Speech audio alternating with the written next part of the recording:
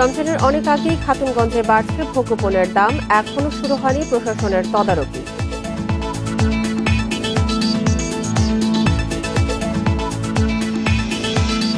পরীক্ষার ফল পাল্টানোর প্রলোভনে তরুণীদের ফাঁসাচ্ছেন রাফসান, ফেসবুকে বিজ্ঞাপন দিয়ে প্রতারণা।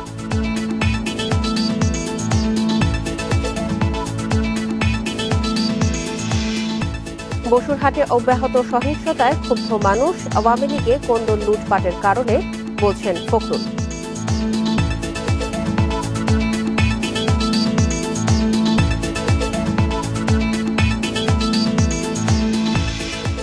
বিশ্বে করোনায় আক্রান্ত ছাড়ালো 12 কোটি, শুধু যুক্তরাষ্ট্রেই 3 কোটি, মোট মৃত্যু 26.5 লাখের বেশি।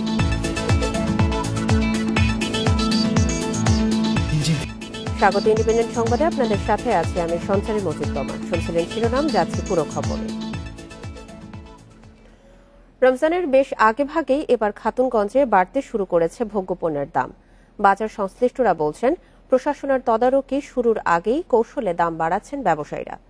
যদিও এই কৃত্রিম সংকটের বিষয়ে সতর্ক থাকার কথা বলছেন ব্যবসায়ী নেতৃবৃন্দ। প্রতি বছর রমজানের আগে ছোলা, খেসারি ডাল, চিনি, তেল সহ নানা পণ্যের দাম বাড়তে শুরু করে খাতুনগঞ্জে। কিন্তু এবারের চিত্র একটু আলাদা। রমজান শুরু হতে এখনো মাসখানেক বাকি, কিন্তু কিছু ভোগ্যপণ্যের দাম ঊর্ধ্বমুখী আরো 1 মাস ধরে। বর্তমানে খাতুনগঞ্জের পাইকারি বাজারে ছোলা, ডাল, তেল সবকিছুর দামই ঊর্ধ্বমুখী। 1 মাসের ব্যবধানে এসব পণ্যের দাম কেজি এবং লিটার প্রতি বেড়েছে 10 থেকে 25 টাকা পর্যন্ত। কিন্তু কেন দাম বাড়ছে তার কোনো সঠিক জবাব মেলেনি। ব্যবসায়ী কিছু আছে যারা হয়তো সুযোগ সন্ধানী, তারা ইচ্ছা করে যেমন 1 মাসের ব্যবসা সারা বছরের জন্য করে ফেলবো, সেটা আসলে কোনোভাবেই সেটা মেনে নেওয়া যায় না। তবে কেউ কেউ বলছেন, রমজানে একসঙ্গে বেশি পণ্য কেনার প্রবণতার কারণেও অনেক সময় বাজার অস্থিতিশীল হয়ে ওঠে। অনেকে আছে যে মাসের বাজারটি একসাথে করে ফেলেন, যার কারণে এই প্রভাবটাই কিন্তু পরে থাকে। আর খুচরা পর্যায়ে যারা পণ্যটি বিক্রি করেন তারা কিন্তু সেই সুযোগটি নিয়ে থাকে। যদিও প্রতিবারের মতো এবারও কৃত্রিম সংকট তৈরি করলে ছাড় না দেওয়ার কথা বলছেন ব্যবসায়ী নেতারা। কেউ আর্টিফিশিয়াল ক্রাইসিস করলে চিটং চেম্বার ডেফিনেটলি মনিটরিং করবে সেটা।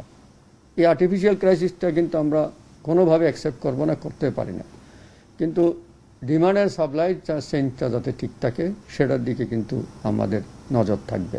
কবে নাগাদ রমজান কেন্দ্রিক ভোগ্যপণ্যের বাজার তদারকি শুরু হবে স্পষ্ট করে বলতে পারছেন না কেউ। Independent news desk. বোর্ড পরীক্ষায় ফল পরিবর্তন, বিশ্ববিদ্যালয়ে ভর্তি করিয়ে দেয়ায় প্রলোভন দেন চাঁদপুরের রাফসান চৌধুরী। ফেসবুকে বিজ্ঞাপন দিয়ে দৃষ্টি আকর্ষণ করেন। 10,000 থেকে 2 লাখ টাকা পর্যন্ত নেন কাজ করার জন্য। পরিচয়ের সুযোগে অনেক তরুণীকে প্রেমে ফাঁসিয়ে ব্ল্যাকমেইল করেন। গোয়েন্দা পুলিশ বলছে, অন্তত 50 তরুণীর সঙ্গে প্রতারণা করেছে রাফসান। 2020 সালে এইচএসসি পাশ করেন বিথি। বাবা মায়ের ইচ্ছে ছিল তাকে মেডিকেলে ভর্তি করার। ফেসবুকে রাফসানের বিজ্ঞাপন দেখে যোগাযোগ করেন ব্যাংক কর্মকর্তা বাবা ও স্কুল শিক্ষক মা। পরে বিথির সঙ্গে প্রেমের সম্পর্ক তৈরি করে অন্তরঙ্গ মুহূর্তের ছবি তুলে ব্ল্যাকমেইল করেন রাফসান। আমার একটা গ্রুপ ছিল, ওই গ্রুপে আমি পোস্ট করেছিলাম, ওখান থেকে কোন আমাকে নক দিছে। ভিডিও কলে কথা পরে সে আমার বিকাশ নাম্বার নেয়, নেওয়ার পরে তারপর আমাকে যে ওখান থেকে কল দেয় যে ব্যাংকের থেকে। পরে আমি তো বলতে পারিনি কিছু। প্রতারিত হয়ে গোয়েন্দা পুলিশের কাছে যান অভিভাবক, আবেদন জানান ব্যবস্থা নেয়ার। স্কুলে একটা প্রেস্টিজ আছে, আমি সবকিছু মিলে শেষ হয়ে যাচ্ছে। আমি তো অসুস্থ হয়ে পড়ছি এই বিষয়গুলো জানার পরে। 2 মাস ধরে তদন্ত করে খোঁজ মেলে রাফসানের। গ্রেপ্তার করা হয় দক্ষিণ গোরান থেকে। রাফসানের বাড়ি চাঁদপুর। 2008 সালে এসএসসি ফেল করেন। এরপর পড়ালেখায় না এগিয়ে শুরু করেন প্রতারণা। 2016 সাল থেকে নামে বেনামে 8 থেকে 10টি ফেসবুক গ্রুপ খুলেন। 3টি ফেসবুক অ্যাকাউন্ট থেকে মেডিকেল বিশ্ববিদ্যালয়ে ভর্তি সহ সব বোর্ড পরীক্ষার ফল পরিবর্তনের বিজ্ঞাপন দেন। মনে করছি যে টাকাটা যখন দিবে তাহলে ওকে বলি, তো ওর সাথে অন্য আর একটা যে জোকার ডেভিল আইডি থেকে নক করা হয়েছে। পরে বলছি যে আমার কাছে এটা আছে, মানে এই যে স্ক্রিনশট বা ভিডিও, তোমার সাথে যে কথা বলছি। গোয়েন্দারা বলছেন, অনেক শিক্ষিত অভিভাবকও রাফসানের ফাঁদে পা দিয়েছেন। 5 বছরে 3 বার গ্রেপ্তার হয়েছে সে। অন্তত 50 তরুণীকে ফাঁসিয়েছে রাফসান। প্রশ্নপত্র ফাঁস, রেজাল্ট চেঞ্জের এই কাজ করা ছাড়াও মাদক ক্রয় বিক্রয়ের সাথে জড়িত। জঘন্যতম বিষয় হলো যে মেয়েদের তাদের আপত্তিকর ছবি সে ধারণ করে সেগুলোকে সে বিভিন্ন সামাজিক মাধ্যমে ছড়িয়ে দেওয়ার হুমকি দিয়ে টাকা আত্মসাৎ করার চেষ্টা করতে যাচ্ছে। এ ধরনের প্রতারণা থেকে বাঁচতে নিজেদের সচেতন হওয়ার বিকল্প নেই বলে মনে করে আইন শৃঙ্খলা বাহিনী। Masudur Rahman, independent News, Dhaka. নোয়াখালীতে পুলিশের ভূমিকায় প্রশ্ন তুলেছেন নিহতের স্বজনেরা। তাদের দাবি, কাদের মির্জার বিরুদ্ধে মামলা নেওয়া হচ্ছে না। এজাহার থেকে তার নাম বাদ দিতে চাপ দেওয়ার অভিযোগ তাদের। কেউ কেউ বলছেন ওবায়দুল কাদেরের ভাই হওয়ায় কাদের মির্জার বিরুদ্ধে কোনো ব্যবস্থা নেওয়া হচ্ছে না। ক্ষমতার রাজনীতির চূড়ান্ত বহিঃপ্রকাশ এই রাজনৈতিক ব্যানার ফেস্টুনগুলো। এটি বসুরহাটের সীমানা শুরু, তাই এই অংশের যিনি নেতা রয়েছেন ব্যানার ফেস্টুনে তার আধিপত্যই বেশি।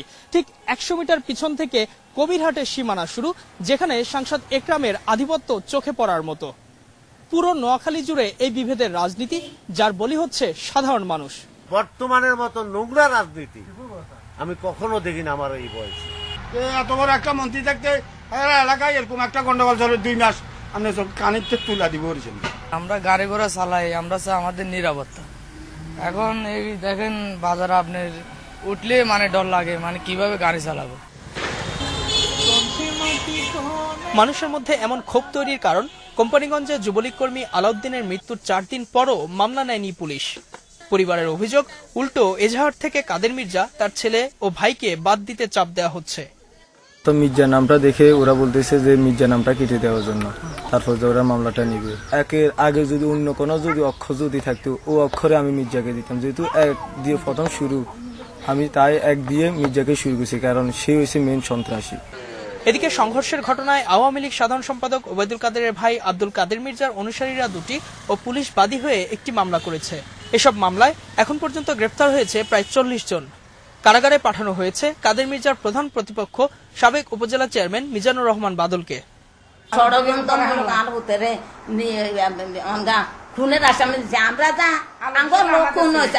আমরা এটার জন্য আগুল আমরা প্রধানমন্ত্রীর কাছে কেস না,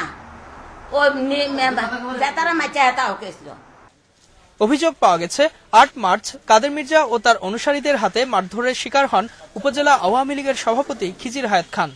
পরের দিন তার স্ত্রী আরজুমান পারভিন থানায় নালিশ করেন। এতে কাদের মির্জা, ভাই শাহাদাত হোসেন ও ছেলে মির্জা মাসরুর কাদের তাসিক সহ 98 জনের বিরুদ্ধে অভিযোগ আনা হয়। 4 দিন পরও সেই এজাহার রেকর্ড করেনি পুলিশ। তবে এসব ঘটনায় কোনো কথা বলছে না নোয়াখালীর পুলিশ। গণমাধ্যমকে এড়িয়ে চলছেন ঊর্ধ্বতন কর্মকর্তারা। Ijazur Rahman, independent news, Noakhali. এদিকে নিজের প্রাণ নিয়ে শঙ্কা জানিয়েছেন বসুরহাট পৌরসভার মেয়র আব্দুল কাদের মির্জা। নেতাকর্মীদের বাড়ি গিয়ে প্রশাসন হয়রানি করছে বলেও অভিযোগ তার। শনিবার পৌরসভা কার্যালয়ে সংবাদ সম্মেলনে এই অভিযোগ করেন তিনি। বলেন, শুক্রবারও এমপি একরামের বাড়িতে তাকে হত্যার পরিকল্পনা হয়েছে। নেতাকর্মীদের পরিবারের লোকজনদের হয়রানি করা হচ্ছে বলে দাবি তার। এ সময় নিজে নিরাপত্তাহীনতায় না ভুগলেও নেতাকর্মীদের নিরাপত্তা নিয়ে শঙ্কা জানান কাদের মির্জা। সাংবাদিক বুরহান এবং আলাউদ্দিন হত্যার বিচার বিভাগীয় তদন্তের আহ্বান জানান তিনি।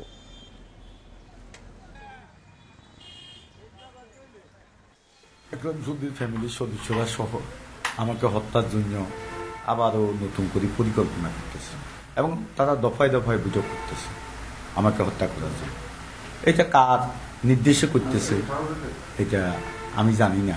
থমথমে বা এলাকার আমার নেতা কর্মীরা অধিকাংশই, আপনারা তো আগে আসছেন দেখছেন, আজকে অনেকের নাই।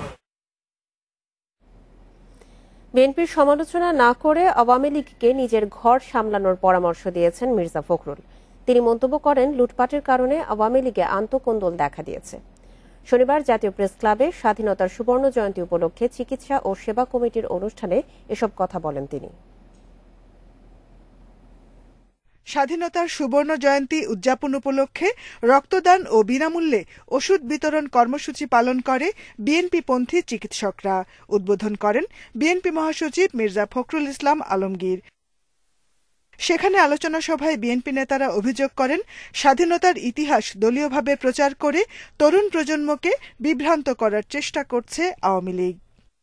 যদি আমরা প্রকৃতির ইতিহাস আজকে তুলে ধরি তাহলে আওয়ামী লীগ সেখানে ব্যর্থ, বিএনপি সেখানে সফল।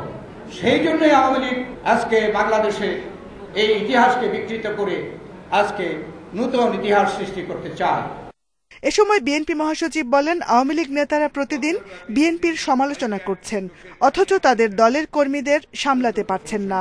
লুটপাটের জেরে আওয়ামী লীগ কোন্দলে জড়াচ্ছে বলে মন্তব্য করেন মির্জা ফখরুল। যে বিএনপির সমালোচনা করার আগে দয়া করে আপনাদের নিজের ঘর সামলান। প্রতিদিন যে মারামারি, দলাদলি, খুন হচ্ছে, প্রতিদিনই মারাও যাচ্ছে অনেক।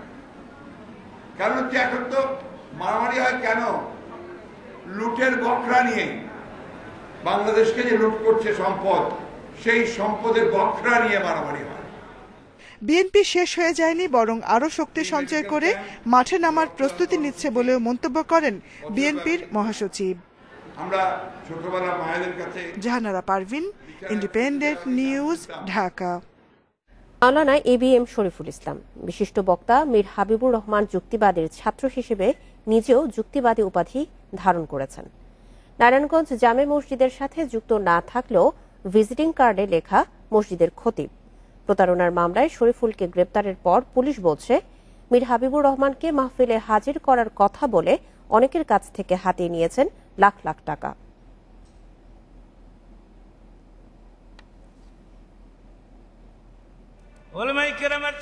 ধর্মপান মুসলমানদের কাছে ব্যাপক জনপ্রিয় নারায়ণগঞ্জের বিশিষ্ট ইসলামিক চিন্তাবিদ মীর হাবিবুর রহমান যুক্তিবাদী। তার ওয়াজ শোনার জন্য উদ্গ্রীব থাকেন অনেকে। সামাজিক যোগাযোগ মাধ্যমেও তার বিপুল জনপ্রিয়তা। ব্যস্ততার কারণে কোনো মাহফিলে তার শিডিউল পাওয়া যেমন দুরূহ, তেমনি ব্যয়বহুল। দেশের মানুষ নারায়ণগঞ্জের বন্দর থানার বায়তুল মামুর জামে মসজিদের ইমাম মাওলানা ABM শরীফুল ইসলাম নিজেই যুক্তিবাদী টাইটেল ধারণ করে পরিচয় দেন মীর হাবিবুর রহমানের PS হিসেবে। গত 5 মার্চ কিশোরগঞ্জের এক মাহফিলে হাবিবুর রহমানের উপস্থিতি নিশ্চিতের আশ্বাস দিয়ে এক ব্যক্তির কাছ থেকে 2 দফায় নেন 29,000 টাকা। নিজেকে আড়াল করতে কৌশলে টাকা নেন মুয়াজ্জিনের বিকাশ নম্বরে, কিন্তু মাহফিলের দিন বন্ধ করে দেন মোবাইল ফোন। আমার মোবাইলে সে টাকা আনছে, প্রথম 9,000 আনছে, পরে 20,000 টাকা আনছে। আয়োজকদের অভিযোগের পর নারায়ণগঞ্জ থেকে গ্রেপ্তার করা হয় মাওলানা শরীফুলকে। মাহফিলে হুজুরকে উপস্থিত করবো বলে হুজুরকে উপস্থিত করতে পারি নাই। আমি খুব আলেম হিসাবে খুব লজ্জিত, দুঃখিত। পুলিশ বলছে শরীফুলের বিরুদ্ধে নানা ধরনের প্রতারণার অভিযোগ এসেছে। বায়তুল মামুর মসজিদে কাজ করলেও ভিজিটিং কার্ডে অন্য মসজিদের নাম। তার বিকাশের লেনদেনে 10 থেকে 12 জনের সাথে লাখ টাকার বেশি প্রতারণার প্রমাণ মিলেছে। এসব ঘটনায় হাবিবুর রহমানের জড়িত থাকার অভিযোগও পাওয়া যাচ্ছে বলে জানাচ্ছে পুলিশ। শরীফুল আলম যে প্রতারণাটা করছেন, তার সাথে একটা মীর হাবিবুর রহমানের প্রাথমিক তদন্তের প্রমাণ হয়। আমরা আরও যাচাই বাছাই করছি। আমরা যাচাই বাছাই করে আমরা দেখছি যে শরীফুল আলমের সাথে কারা কারা প্রতারণা জড়িত, সকলকে গ্রেপ্তার করা হবে। তবে প্রতারণার এসব ঘটনার সাথে নিজের সম্পৃক্ততা নেই দাবি করে হাবিবুর রহমান বলেন, মানবিক কারণেই তার এক সময়ের ছাত্র শরীফুলকে ছেড়ে দেওয়ার অনুরোধ করেন তিনি। এটা একটা ফালতু ধারণা, মিথ্যা ধারণা। আমার বিগত 50 বছরে আমি এগুলি করি নাই। আমি যেখানে লই সেখানেই লই, আমি ওখানেই যাই। কিন্তু এই প্রোগ্রামটা আমি জানতাম না, আমাকে বলেও নাই। এ ধরনের প্রতারণা থেকে বাঁচতে কোনো বক্তাকে আমন্ত্রণ জানানোর সময় আরো সতর্ক হতে বলছে police. Masudur Rahman, independent News, Dhaka. প্রধানমন্ত্রীর নির্দেশনা উপেক্ষা করে বারবার দেয়া হচ্ছে চুক্তিভিত্তিক নিয়োগ। চলমান উন্নয়ন ধরে রাখতে রাষ্ট্রের প্রয়োজনে এসব নিয়োগ দাবি জনপ্রশাসন প্রতিমন্ত্রীর। তবে সাবেক মন্ত্রিপরিষদ সচিব আলী ইমাম মজুমদার মনে করেন, এটি বন্ধ হলে আরও গতিশীল হবে প্রশাসনের কাজ। প্রশাসন সহ সবখানেই চুক্তিভিত্তিক নিয়োগের বিপক্ষে সরকার, তবে তা কোনোভাবেই বন্ধ হচ্ছে না। নানা মন্ত্রণালয়ের 76 পদে সিনিয়র সচিব ও সচিব পদমর্যাদার কর্মকর্তাদের মধ্যে মন্ত্রিপরিষদ সচিব, প্রধানমন্ত্রীর মুখ্য সচিব ও বাংলাদেশ জাতীয় সংসদ সচিবালয়ের সচিব সহ চুক্তিভিত্তিক নিয়োগ পেয়েছেন কমপক্ষে 15 জন। আর সরকারি চাকুরিতে প্রথম শ্রেণীতে চুক্তিভিত্তিক কর্মকর্তা এখন 300-র বেশি। এক্ষেত্রে 1 বছর থেকে 4 বছর পর্যন্ত দায়িত্ব পালন করছেন তারা। অনেকের আবার 1 বা একাধিকবার মেয়াদ বাড়ানো হয়েছে।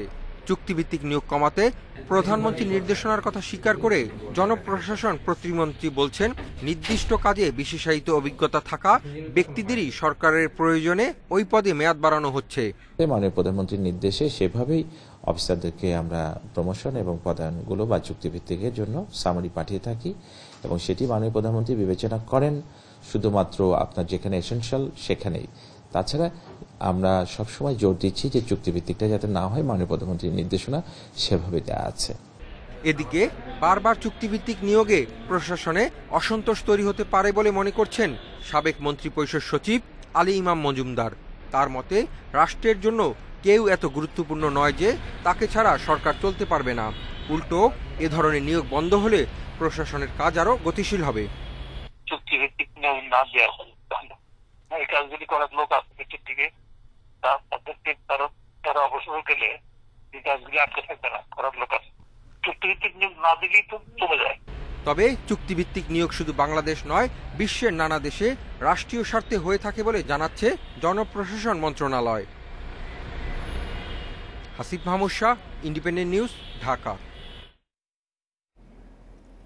আন্দামান সাগর থেকে উদ্ধার হওয়া রোহিঙ্গাদের বাংলাদেশ ফিরিয়ে নেবে না বলে সাফ জানিয়ে দিয়েছেন পররাষ্ট্রমন্ত্রী এ.কে আব্দুল মোমেন। রোহিঙ্গাদের যে সীমান্তে পাওয়া গেছে সেখান থেকে কাছাকাছি দেশেই তাদের আশ্রয় দেওয়ার আহ্বান জানিয়েছেন তিনি।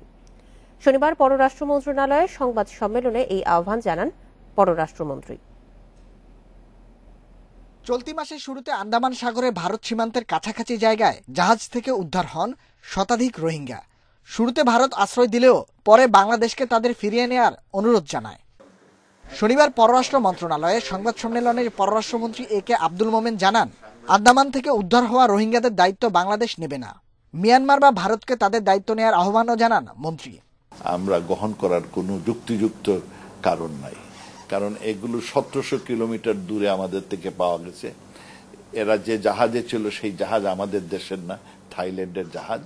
সেইখানে যারা আছে তারা ভারতের কাছে 147 কিলোমিটার দূর ভারতের আন্দামান নিকোবর এলাকায় তারা। কিন্তু আমাদের আইন হচ্ছে, ইউএনের আইন হচ্ছে যে নিকটবর্তী যে দেশটি সেই দেশগুলোর দায়িত্ব। এ সময় পররাষ্ট্রমন্ত্রী বঙ্গবন্ধুর জন্মশতবার্ষিকী ও স্বাধীনতার সুবর্ণ জয়ন্তীতে বিভিন্ন দেশের রাষ্ট্রপ্রধানদের সফর নিয়েও কথা বলেন। এর আগে এই সফরে প্রতিবেশী দেশগুলোর সঙ্গে কোনো চুক্তির সম্ভাবনা নেই বললেও শনিবার জানালেন ভিন্ন কথা। তিস্তা তো অলরেডি 10 বছর আগেই চুক্তি হয়ে গেছে।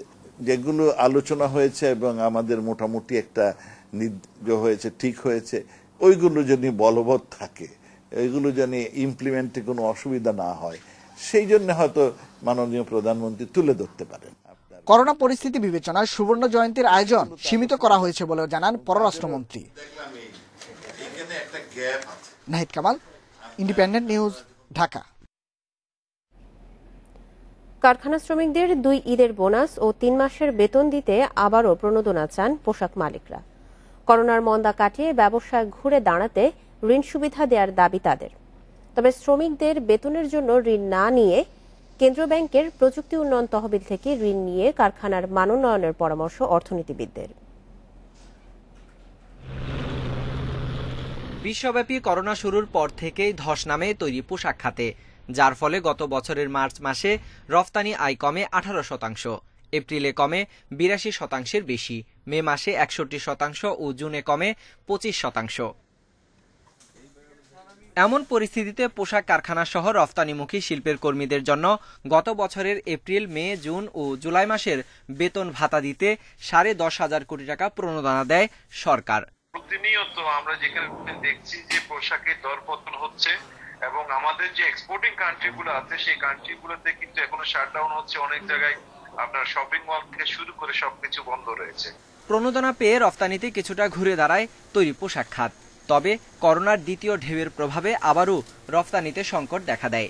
গত বছরের ডিসেম্বরে রফতানি কমেছে 6%, জানুয়ারিতে 5 ও ফেব্রুয়ারিতে 4% হারে কমেছে রফতানি আয়।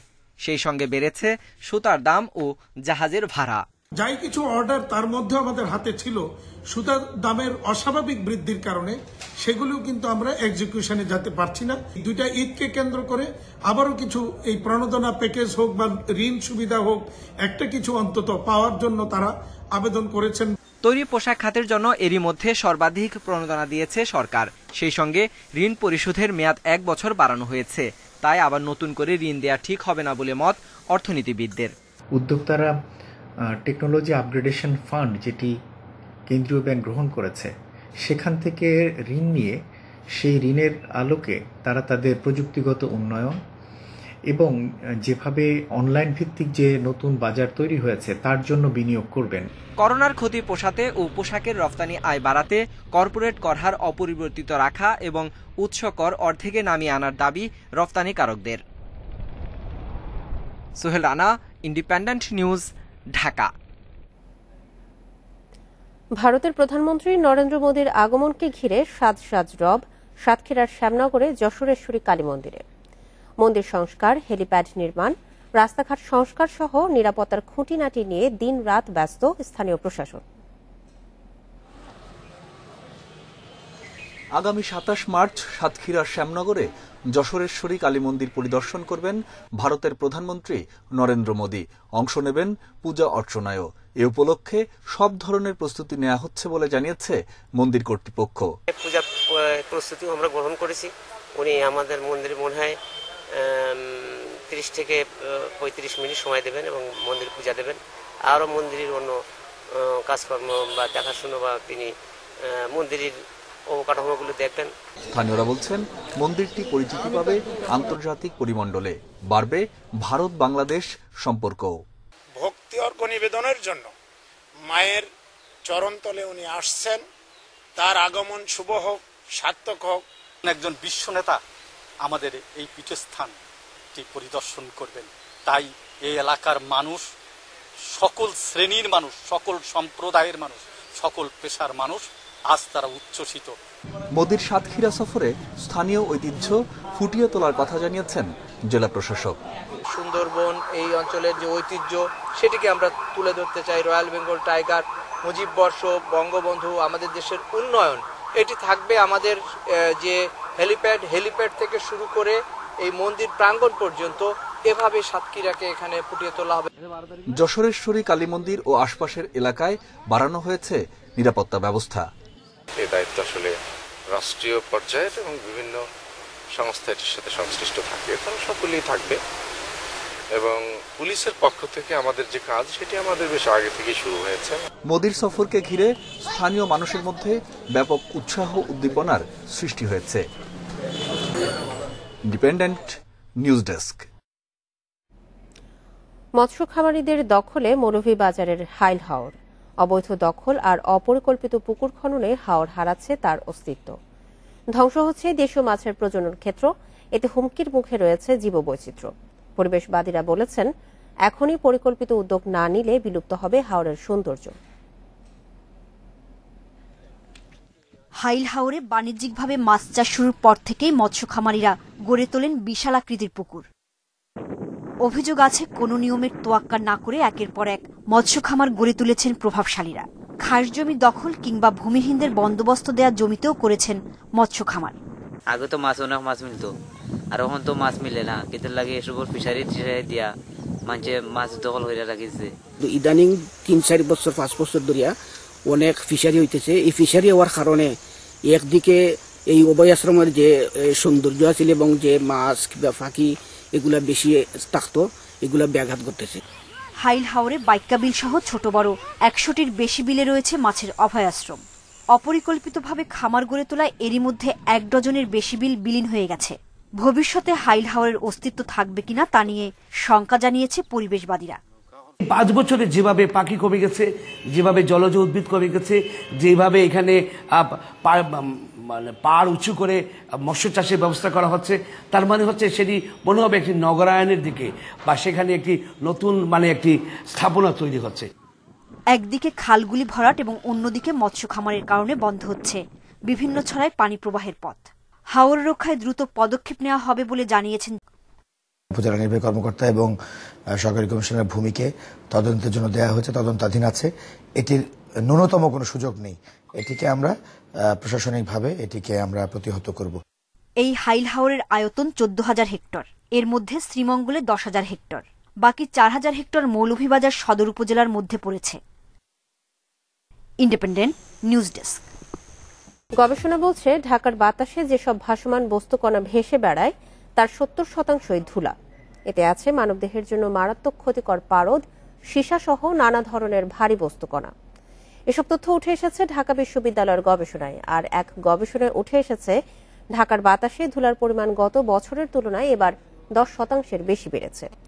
ধুলা নিয়ন্ত্রণে পর্যাপ্ত উদ্যোগ নিচ্ছে না কেউ। ধূলিধূসরিত এই পথকে গ্রামের মেঠো পথ বলে ভুল করতে পারেন অনেকে। রাজধানীর বেগম রোকেয়া সরণির তালতলা থেকে মিরপুর 12 নম্বর পর্যন্ত সড়কের চিত্র এখন এমন। আর যে ধুলো উঠছে তাতে ভেসে বেড়াচ্ছে মানবদেহের জন্য মারাত্মক ক্ষতিকর পারদ, সীসা সহ নানা ধরনের ভারী বস্তুকণা। রাজধানীর কম বেশি প্রায় সব এলাকায় ধুলা দূষণে আক্রান্ত। ধুলা সকাল থেকে সন্ধ্যা পর্যন্ত দেখা যায় দিনের আলোতে, একদম অন্ধকার হয়ে থাকে। আমি তো প্রতিদিন আমাদের শোরুম খুলি, কিন্তু আমি ডেইলি পানি দিতে দেখি না। ঢাকা বিশ্ববিদ্যালয়ের গবেষণা বলছে ঢাকার বাতাসে যেসব ভাসমান বস্তুকণা ভেসে বেড়ায় তার 70%ই ধুলা। কেমিক্যাল যে সাবস্টেন্সগুলো আছে সেগুলো নর্মাল যে স্ট্যান্ডার্ড যে গাইডলাইন ভ্যালু থাকে তার থেকে 4 থেকে 25-26 গুণ পরিমাণ বেশি থাকে। হিউম্যান সিস্টেমে ইনটেক করার একটা অ্যাবিলিটি আছে, যেই 0.5% বললাম সেটাই কিন্তু অনেক বেশি। গাছের পাতায় জমে থাকা ধুলার উপর ভিত্তি করে চালানো স্ট্যামফোর্ড বিশ্ববিদ্যালয়ের এক জরিপ বলছে ঢাকায় প্রতিদিন প্রায় 2,500 টন ধুলা উড়ে বেড়ায়। 2021 সালে সেখানে আমরা 498 থেকে 99 মেট্রিক টন ধুলাবালি গাছের পাতায় পতিত লক্ষ্য করেছে, যেটি পূর্ববর্তী বছরের তুলনায় প্রায় 8 থেকে 10 ভাগ বেশি। ঢাকা দক্ষিণ সিটি কর্পোরেশনও স্বীকার করছে ধুলা বাড়ার কথা। আমার ঢাকা শহরটা কিন্তু ওদের পরিষ্কার রাখতে হলে অন্যান্য সকল সেবা প্রদানকারী সংস্থাকে একটা আন্তরিক হতে হবে। কারণ আমি একবার ঝাড়ু দিয়ে আসবো, আপনি আবার ময়লা ফেললেন, আমি কতবার যাব। রাজধানীর বাতাসে যেসব সূক্ষ্ম বস্তুকণা রয়েছে তার 30% পার্শ্ববর্তী দেশগুলো থেকে ভেসে আসে। সব মিলিয়ে রাজধানীর বাতাস এখন মারাত্মক দূষণের মধ্যে। বায়ু দূষণ রোধে দরকার জাতীয় ও আঞ্চলিক সহযোগিতা। সুলতানা জাহান মিতু, ইন্ডিপেন্ডেন্ট নিউজ, ঢাকা। রাজধানী সহ বেশ কয়েকটি জেলার ওপর দিয়ে বয়ে গেছে মৌসুমের প্রথম কালবৈশাখী, সঙ্গে হয়েছে বৃষ্টিও। ঝড় ও বৃষ্টিতে কিছুটা কমেছে তাপমাত্রা, তবে চলতি মাসের শেষ দিকে তাপদাহ আসতে পারে বলে জানিয়েছে আবহাওয়া অধিদপ্তর। কয়েকদিন ধরেই রাজধানীতে দিনের তাপমাত্রা ছিল 30 ডিগ্রি সেলসিয়াসের ওপরে। তবে শনিবার সকাল থেকেই কিছুটা মেঘলা ছিল আকাশ। বিকেল গড়াতে না গড়াতেই হঠাৎ নামে বৃষ্টি।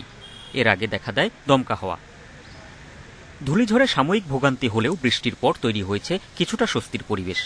বৈশাখ আসার আগেই যে ঝড়টা আমাদেরকে দিল, আমরা আসলে আনন্দিত হয়েছি এটাতে, এবং প্রাণে স্বস্তি ফিরেছি অনেকদিন গরমের পরে। অনেকদিন পরে বৃষ্টি হইলো, খুব ভালো লাগতেছে। গরমের পরে যে স্বস্তি একটা, এটা খুব প্রশান্তি, একটি আমাদের ভিতরে একটা প্রশান্তি জাগাচ্ছে আর কি। খুব ভালো লাগতেছে, খুব ভালো লাগতেছে। আবহাওয়া অধিদপ্তর বলছে শনিবার ঢাকা সহ বিভিন্ন জেলার উপর দিয়ে বয়ে গেছে কালবৈশাখী। বঙ্গোপসাগরে মৌসুমের স্বাভাবিক লঘুচাপের প্রভাবে রোববারও বিভিন্ন স্থানে বৃষ্টি ও ঝড়ো হওয়ার সম্ভাবনা রয়েছে। একমাত্র চট্টগ্রাম ডিভিশন বাদে প্রতিটা ডিভিশনে কোথাও না কোথাও ঝড় এবং বৃষ্টি হয়েছে। এর মধ্যে ঢাকায় আমরা 4টা 35 মিনিটে হাইয়েস্ট যে উইন্ড স্পিডটা রেকর্ড করলাম সেটা ছিল 52 কিলোমিটার পার আওয়ার, আর বৃষ্টিপাত রেকর্ড করেছি মোটামুটি 3 মিলিমিটার। আগামী আরও পূর্বাভাস হলো আমাদের চট্টগ্রাম এবং বরিশাল ডিভিশন বাদে 6টা ডিভিশনে আমরা সাধারণত কালবৈশাখী ঝড়ের পূর্বাভাস দিয়েছি। আবহাওয়া অধিদপ্তর জানিয়েছে মাসের শেষ দিকে ঝড় বৃষ্টির পাশাপাশি শুরু হতে পারে তাপদাহ। Kazi Shamim Hasan, Independent News, Dhaka.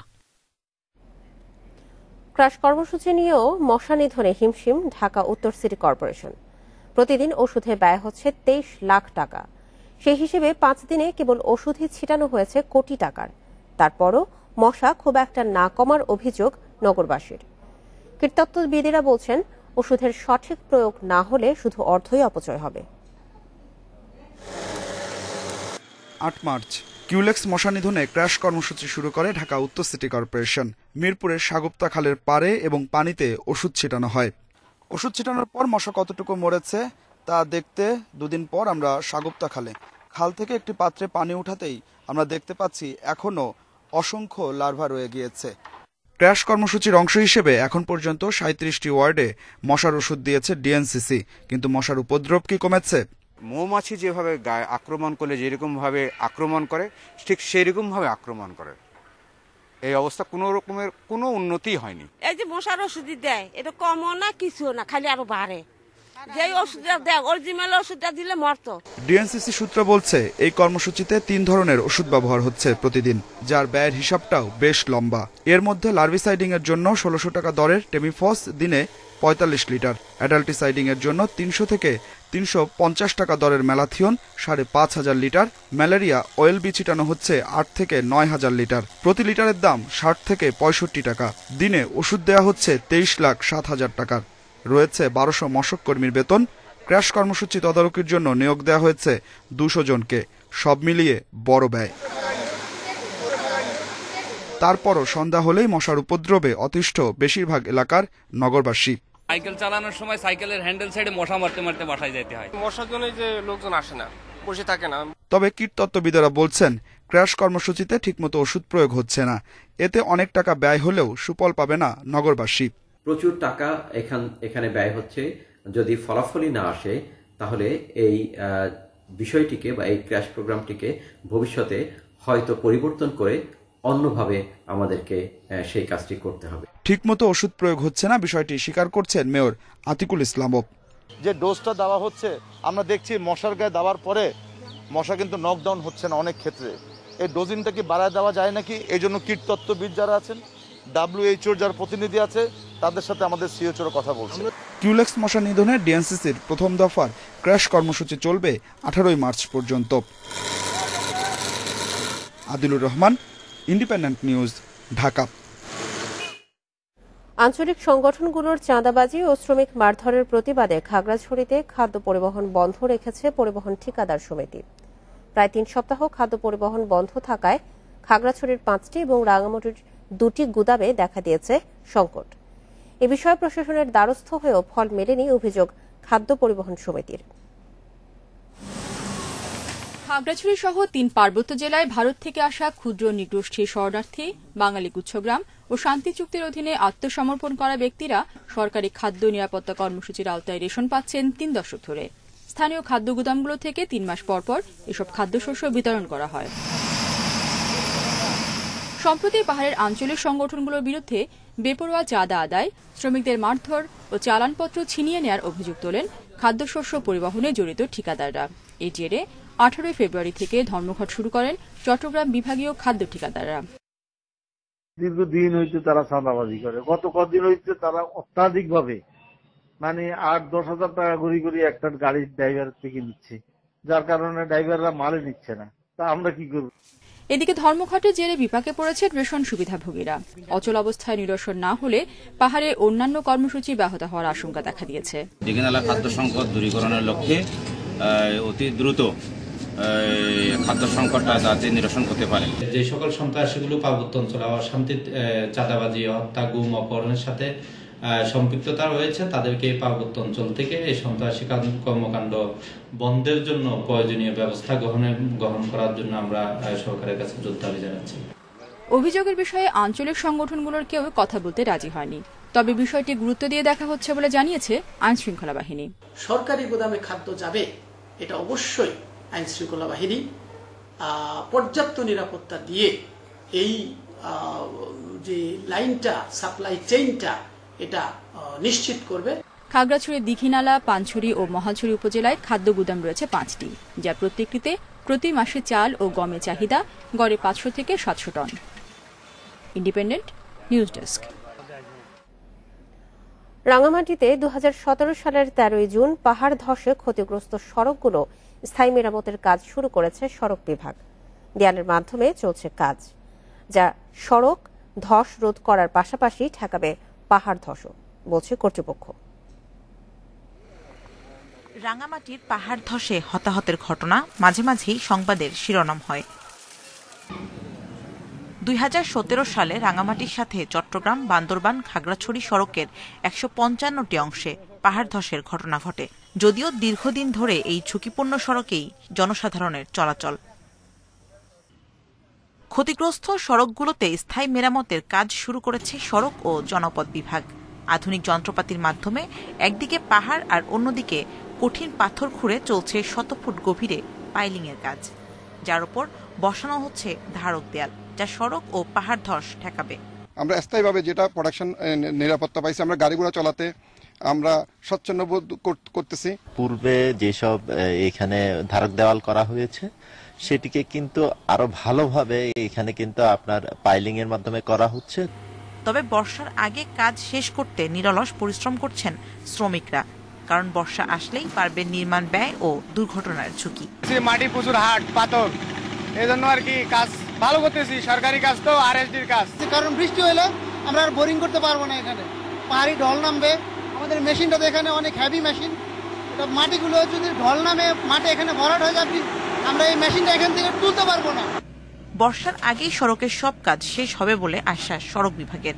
এই প্রজেক্টটি একটি অত্যন্ত ব্যতিক্রমী প্রজেক্ট। এই ধরনের প্রজেক্ট সড়ক ও জনপথের অধিদপ্তরের পক্ষ থেকে প্রথমবার করা হচ্ছে, অর্থাৎ ভূমিধস প্রতিরোধের জন্য যে রিটেনিং ওয়াল প্রকল্প এত বড় আকারে, এটি আসলে প্রথমবারের মতো করা হচ্ছে।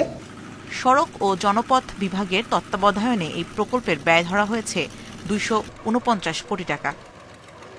Independent news desk. বিশ্বে করোনায় আক্রান্তের সংখ্যা 12 কোটি ছাড়ালো। এর মধ্যে শুধু যুক্তরাষ্ট্রেই আক্রান্ত 3 কোটির বেশি। এ পর্যন্ত সবচেয়ে বেশি 3 কোটি 61 লাখ সংক্রমিত হয়েছে ইউরোপে। এরপরই অবস্থান উত্তর আমেরিকার, সেখানে আক্রান্ত 3 কোটি 45 লাখ। এদিকে বিশ্বে করোনায় নতুন করে প্রাণ গেছে 7,800 জনের। এই নিয়ে মোট মৃতের সংখ্যা ছাড়িয়েছে 26,58,000। একদিনে সবচেয়ে বেশি সংক্রমণ এবং মৃত্যু হয়েছে ব্রাজিলে, মারা গেছে 1,940 জন।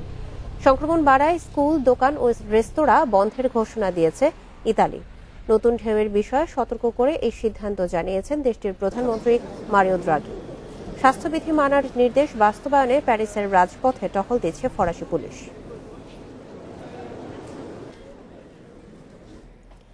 এশিয়া প্রশান্ত মহাসাগরীয় অঞ্চলে নৌশক্তি আরও জোরদারের লক্ষ্যে চতুর্থ বিমানবাহী যুদ্ধজাহাজ তৈরি করছে চীন, যা পারমাণবিক শক্তিসম্পন্ন হতে পারে বলে ধারণা করা হচ্ছে। শনিবার দেশটির সশস্ত্র বাহিনীর ঘনিষ্ঠ সূত্রের বরাতে এই খবর জানিয়েছে আল জাজিরা। বর্তমানে এশিয়া প্রশান্ত মহাসাগরীয় অঞ্চলের সমুদ্র সীমায় রয়েছে চীনের 2টি রণতরী। এবছরের মধ্যেই 85,000 টন ওজনের আরেকটি জাহাজ উদ্বোধনের কথা রয়েছে দেশটির, কিন্তু এগুলোর কোনোটাই পারমাণবিক শক্তি চালিত নয়। চীনের সংবাদ মাধ্যমের বরাত দিয়ে আল জাজিরার প্রতিবেদনে বলা হচ্ছে, তৃতীয় জাহাজ উদ্বোধনের আগেই গুঞ্জন উঠেছে চীনের আরেকটি বিমানবাহী যুদ্ধজাহাজ তৈরি নিয়ে।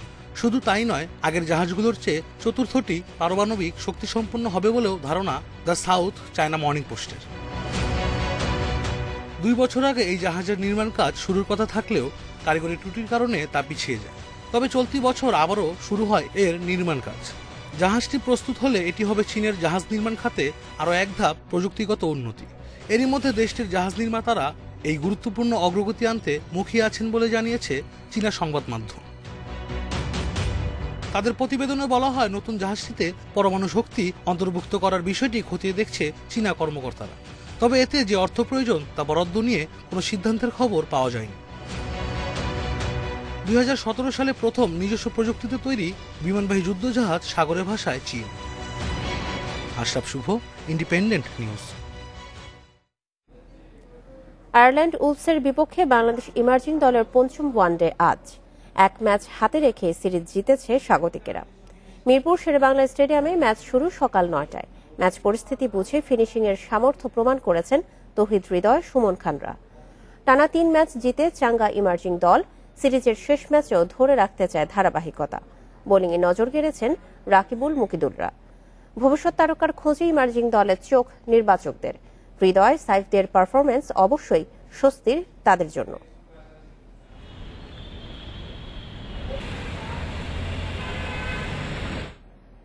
শ্রীলঙ্কা সফরে বাংলাদেশের 2 টেস্টের ভেন্যু এবং সূচি অনেকটাই চূড়ান্ত। 2 বোর্ডের সবশেষ তথ্য বলছে, গলে 21 ও 29 এপ্রিল শুরু হবে 2 টেস্ট। তবে কোয়ারেন্টাইন ইস্যু নিয়ে আছে মতবিরোধ। এদিকে ব্যস্ত সূচির কারণে এই বছরও হচ্ছে না বিপিএল। তবে 2022-এর জানুয়ারিতে এই টুর্নামেন্ট আয়োজনে বদ্ধপরিকর বিসিবি। বাংলাদেশের শ্রীলঙ্কা সফর যেন ছোট গল্পের মতো, সব ঠিক হয়েও হইল না ঠিক। 12 এপ্রিল টাইগারদের যাওয়ার দিনটাই শুধু ঠিক হয়েছে। 7 দিনের কোয়ারেন্টাইনের প্রক্রিয়া, প্রস্তুতি, ম্যাচ, টেস্টের ভেন্যু এখনো চূড়ান্ত হয়নি। তবে দুই বোর্ডের সবশেষ যোগাযোগে 21 ও 29 এপ্রিলে টেস্ট শুরু অনেকটা চূড়ান্ত হয়েছে। ভেন্যু হতে যাচ্ছে গল। লঙ্কা সফরে থাকবেন না ভিক্টোরি। বিদেশি স্পিন বোলিং কোচ পাওয়া না গেলেও মিরাজ তাইজুলদের সাথে থাকবেন দেশি কোচ। সেখানে থাকার সম্ভাবনা বেশি পরিচিত মুখ সোহেল ইসলামের। কোভিড সিচুয়েশনের জন্য আপনার নিউজিল্যান্ড থেকে যাওয়া এবং ওখান থেকে বের হয়ে আসাটা কিন্তু ওদের একটা সিস্টেমিক একটা বিরাট প্রবলেম আছে। তো সেটার জন্য আপাতত আমরা ওকে নিউজিল্যান্ডের বাইরে পাচ্ছি না। সো আমরা ওটা নিয়ে ফিউচারে চিন্তা করবো কি হয় না হয়। বাট এর মধ্যে আমাদের দেশীয় কোচ আছে, ওটাকে শ্রীলঙ্কা আমরা পাচ্ছি। বোর্ড কর্তারা বসে সামনের 3 বছরের জন্য ঘরোয়া ক্রিকেটের খসড়া সূচি করে ফেলেছেন। সেখানে আলোচনার নাম বিপিএল। করোনার কারণে হয়নি 2020-এর আসর। জাতীয় দলের ব্যস্ততায় এবছর না হলেও 22-এর শুরুতে আয়োজন করতে চায় বোর্ড। আমাদের 2টা উইন্ডো খোলা আছে, একটা নভেম্বরের দিকে, তো ওই সময় আবার পাকিস্তান যাওয়ার কথা আছে, আবার ডিসেম্বরে নিউজিল্যান্ড আসার কথা মোস্ট প্রবাবলি। তো সেটা হলে আবার আমাদের তখন বিপিএলটা পিছিয়ে জানুয়ারি হবে। বাংলাদেশের যে পরিমাণ ন্যাশনাল টিমের ব্যস্ত সফরসূচি আছে, তাতে আপনার ভবিষ্যতে অনেক সময় ন্যাশনাল টিমের প্লেয়াররা এই প্রিমিয়ার ডিভিশন বলেন, এনসিএল বলেন বা বিসিএল এইসবেও পার্টিসিপেট করতে পারবেন। 5 বছরের যে ক্যালেন্ডার প্রস্তুত করতে যাচ্ছে বিসিবি, সেখানে ঘরোয়া আসরগুলোতে গুরুত্ব পাবে জাতীয় দলের তারকাদের থাকা না থাকা। তারপর বিপিএল ছাড়া বাকি আসরগুলোতে কমতে থাকবে তারকাদের উপর নির্ভরশীলতা। Mazharul Islam, independent news. সংবাদ শেষ করার আগে শিরোনামগুলো জানিয়ে দিচ্ছি আরেকবার। রমজানের অনেক আগেই খাতুনগঞ্জে বাড়ছে ভোগ্য পণ্যের দাম, এখনো শুরু হয়নি প্রশাসনের তদারকি।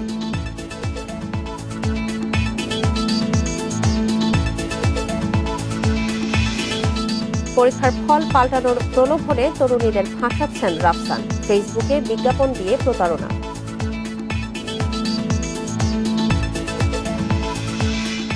বসুরহাটে অব্যাহত সহিংসতায় ক্ষুব্ধ মানুষ, আওয়ামী লীগে কোন্দল লুটপাটের কারণে বলছেন ফখরুল।